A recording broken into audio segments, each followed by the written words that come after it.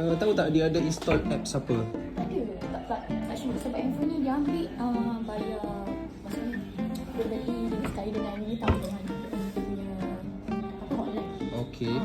So memang daripada start beli pun dia keluar iklan tapi tak sebanyak yang sekarang.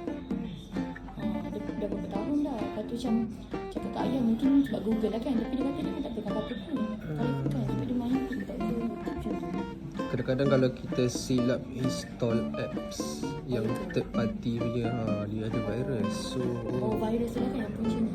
betul. Tu nak tahu tu apps apa. Kalau kita tahu kita boleh delete je. Kalau tak tahu kita kena check satu-satu. Kalau tutup internet pun Kan dia cakap tak apa. Tadi mak saya nak buka apa setting pun dia still ada iklan tu. kalau format kosong, Dia hilang apa je? semua Contact jadi number. macam phone baru lah. So it means Macam phone baru contact, kosong gambar. Tapi dia akan tak ada iklan dah. Itu boleh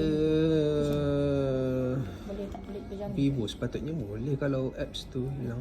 Sekejap Tapi kita boleh je try kalau dapat jumpa dekat mana virus tu, yang problem tu kita boleh je hilangkan. Tapi ambil masa. Ni nak klik ni tak boleh ni. Actually tak boleh. Lepas tu mak saya kata tadi dia hang lah. Dia dah start hang. Betul? Sebab tu kot virus tu kot. Sebab besar this info dah okey je.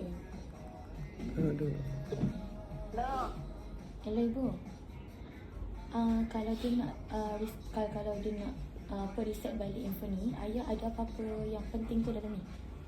Taklah, maksudnya apa-apa information, apa-apa data ke apa ke ada ke tak ada? Kenapa tak boleh masuk setting? Dia tak boleh masuk setting tak apa? Okey lah, maksudnya sebab abang ni nak reset. Okey, sini boleh touch kan? Kena Elok. virus ni. Bila masuk kat tengah ni. Okey.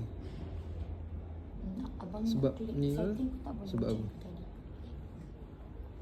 Okey. Dia. So kalau reset okey lah tak ada apa-apa Orang setting apa di atas tadi? Password ayah apa semua tu ayah ingat ke ataupun ada dekat Vivo? Tak, apa-apa password lah yang diisi dekat ni.